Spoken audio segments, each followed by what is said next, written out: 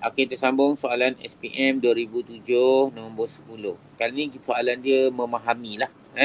Kita tengok Raja 10.3 menunjukkan 1 liter rektifikasi gelombang penuh. Yang baru tadi kita bincang rektifikasi gelombang. Jadi gelombang penuh maksudnya, apa maksud gelombang penuh dalam konteks ni? Kenapa jadi gelombang penuh?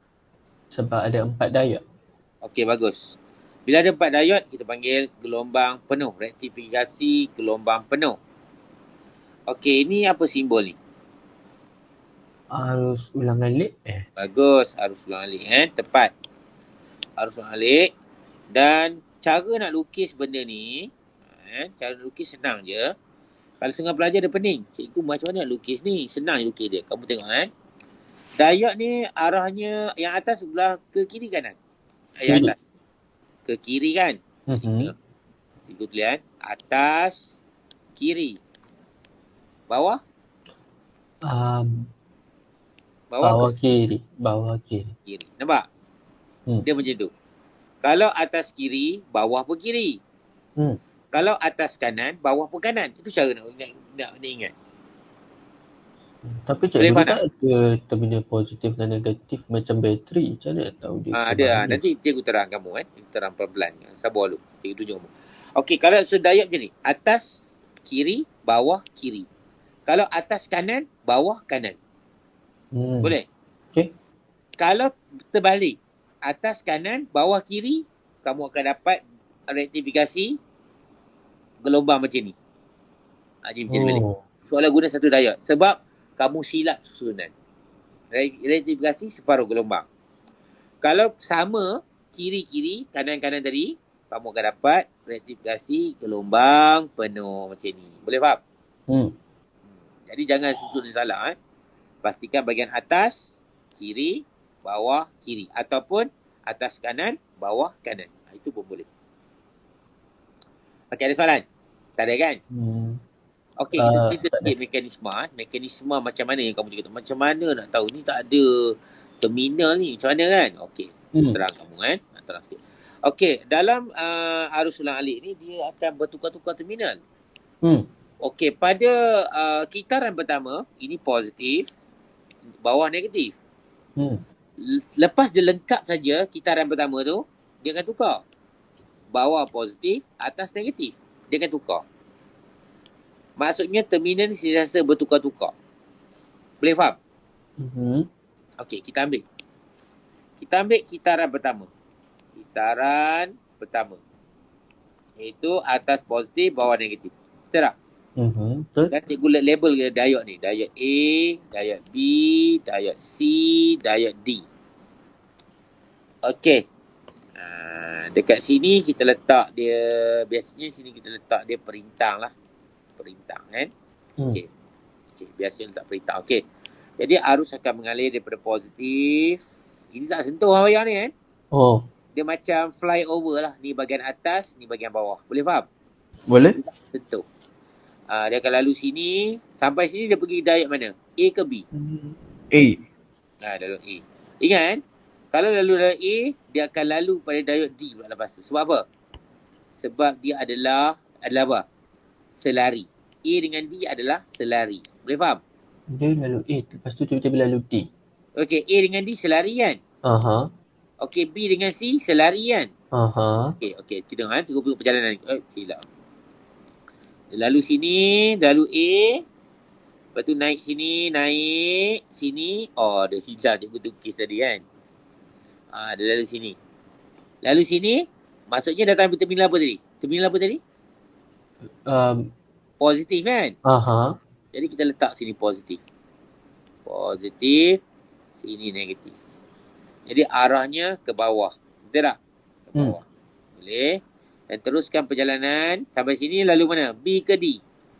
B dengan D. D lah. Sebab tadi A, sekarang pergi D lah. Sebab kalau pergi B, kalau dia lalu B, dia balik ke terminal positif. Faham tak? Kalau B, dia pergi ke terminal positif. Sedangkan sekarang positif nak pergi ke negatif. Jadi kan, dekat sini dia lalu kat terminal D. lalu kat diode D.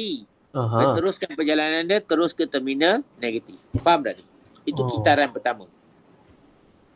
Boleh Maksudnya arus mengalir dekat perintang, arahnya ke sini. Boleh faham? Okey, sekarang kitaran pertama kita dah selesai. Kita pergi pada kitaran kedua. Kitaran kedua ni maksudnya kita tukar terminal ni. Terminal ni adalah bawah positif, atas negatif. Boleh tak ni? Jadi arus mengalir sini. Sampai sini dia pergi mana? Dia pergi C. Lepas tu dia akan lalu kat mana? Mana selari dengan C? B. Nanti dia akan lalu B pula Okey, dia lalu C sampai sini. A tak boleh lalu, pincang songsang. C boleh lalu sebab apa? Pincang hadapan. Lalu terus sampai sini. Nampak? Dia turun lagi kan arus ni kan? Turun ke bawah. Ni, turun ke bawah ni. Turun sampai sini, dia ke mana ni? Dia ke B. Ke B. Teruskan perjalanan dia dan terus ke terminal negatif. Jadi lengkap. Maksudnya, kitaran pertama arus mengalir, kitaran kedua arus mengalir. Kitaran pertama, ini. Kitaran kedua pun, ini. Kenapa arah sama? Sebab tadi dua-dua lalu arahnya ke bawah. Boleh faham? Boleh tak? Boleh. Boleh kan? Yang pertama arah ke bawah, yang kedua pun arah ke bawah. Jadi arah dia sama. Positif. Dia akan berterusan. Positif macam gitu. Itu nilai dia. Okey. Boleh faham tak? Ni dia punya mekanisme Okey, tengok soalan dia. Soalan. Dia kata satu kapasitor diletakkan untuk merentasi. Jumpa dalam ni kan? Kapasitor untuk merentasi output untuk meratakan arus. Lukis satu bentuk gelombang yang dihasilkan. Okey. Terangkan bagaimana kapasitor digunakan untuk meratakan arus. Jadi kita kapasitor. Okey, tengok sini jadi bila kita lukis kapasitor, kita lukis selari dengan ni. Apa nama ni? Perintang. Jadi kita letak dia betul-betul selari. Nak letak depan dia ke boleh. Kapasitor ni macam bateri tapi panjang dia sama. Kita letak depan ni. Nak letak sini boleh, nak letak sini pun boleh. Belakang kalau dia nak letak sebelah perintang tu boleh cikgu? Pun boleh. Letak sini boleh. Tapi jangan letak dekat sebelah ni. Sini tak boleh lah. Kenapa cikgu tak boleh? Dia mesti selari. Dia tak boleh baca. Okey, so tugas kapasitor ni sebenarnya, dia akan membantu bila arus jatuh. Okey, cikgu lukis kan. Mula-mula macam ni kan. Macam ni kan. Ini arus naik. Ni gambaran arus tengah naik. Ni arus naik kan, betul tak? Betul. Lepas tu ni arus jatuh. Ni arus jatuh, betul kan? Betul. Ataupun voltan jatuh lah. Ini voltan tengah naik. Ini kawasan. Ini voltan naik. Ini voltan turun. Okey, macam ni. Bila voltan tengah naik ni, maksudnya apa fungsi kapasitor? Kapasitor menyimpan cas. Dia simpan cas. Bila voltan turun, kapasitor dia nyah cas. Dia keluarkan cas tu. Dia bantu. Bila dia bantu, jadi voltan tak turun. Dia akan jadi macam ni. Dalam keadaan macam ni. Dalam keadaan stabil. Boleh faham maksud cikgu? Boleh ke? Boleh ke? Okey. Jadi dalam keadaan voltan turun ni, voltan naik ni, masa susah dia lukis ni. Cikgu rasa ada gambar dia lah cikgu. Sebab dia kalau lukis dia padam Okey, tengok jawapan dia lah Okey cikgu padam dulu ni. Ni kapasitor nak lukis. Tadi lukis elok kan. Okey. Lepas tu okey cara dia. Okey, semasa voltan tengah bertambah ni, kapasitor sedang dicaskan. Bila arus tengah jatuh, kapasitor nyah cas. Beza kebayaan jatuh kan. Jadi kapasitor nyah cas. Jadi dia akan jadi bentuk dalam bentuk macam ni. Macam ni. Boleh faham? Ataupun bila kita kata bentuk dia, kalau kamu tulis bentuk macam ni pun tak apa. Maksudnya lurus. Maksudnya dia membantu.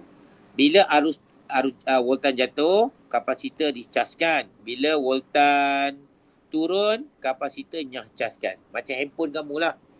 Bila kamu punya bateri habis, kamu caskan lah. Itu panggil cas. Di keadaan cas ni lah kan. Bila handphone kamu cabut daripada cas, dia panggil nyah cas. Itu maksud dia. Maksudnya dia membantulah arus tu supaya tidak jatuh. Boleh faham tak ni? Boleh. Okey, dia tengok sini kan. Okey, dia kata sini kan. Apabila arus mengalir. Arus mengalir, masuk di sinilah. Arus mengalir, pincang ke depan. Tak apalah, arus mengalir tu memang pincang ke depan. Kapasitor mengencas. Dia berlaku dekat sini kan. Dekat sini. Cikgu lukislah kan. Dia berlaku dekat kawasan sini. Boleh? Boleh. Apabila arus mengalir, gambar tu, pincang ke depan, kapasitor mengecas. Kapasitor mengecas.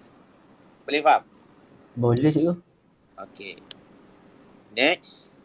Apabila arus tidak mengalir atau arus jatuh lah. Kan? Arus tidak mengalir, iaitu kawasan, cukup padam kan, kawasan. Iaitu kawasan ini. Kan? Kawasan ini. Arus tidak mengalir. Okey. Pincang songsang. Okey. Menyah cas. Kapasitor menyah cas. Atau nyinyah cas kan. Mengeluarkan cas. Atau kata buang cas. Bagi cas. Bantu. Bebaskan elektron. Itu maksud dia kan. Jadi bila dia bantu, yang jatuh ni jadi macam ni. Okey. Yang jatuh ni jadi macam ni. Dia tak jadi macam gambar yang bawah tu. Boleh? Dia tak bagi arus tu jatuh. Faham ke ni? Faham rasanya cikgu. Faham kan? Tu maksud dia. Ni soalan dia lah kan. Tu dia. Menyacaskan. Tu sebenarnya kisah dia.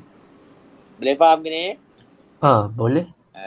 Jadi elektronik ni topik dia susah sikit lah. Tapi kalau kita buat kerap-kerap, buat bincang macam ni, insyaAllah lah boleh bantu kamu kan. Okey, ada soalan? Tak ada tak? Tak ada. Cikgu ingat setakat ni lah kot kelas cikgu kot kan. Okey kan? Okey, terima kasih. Assalamualaikum warahmatullahi wabarakatuh. Okey, Salam.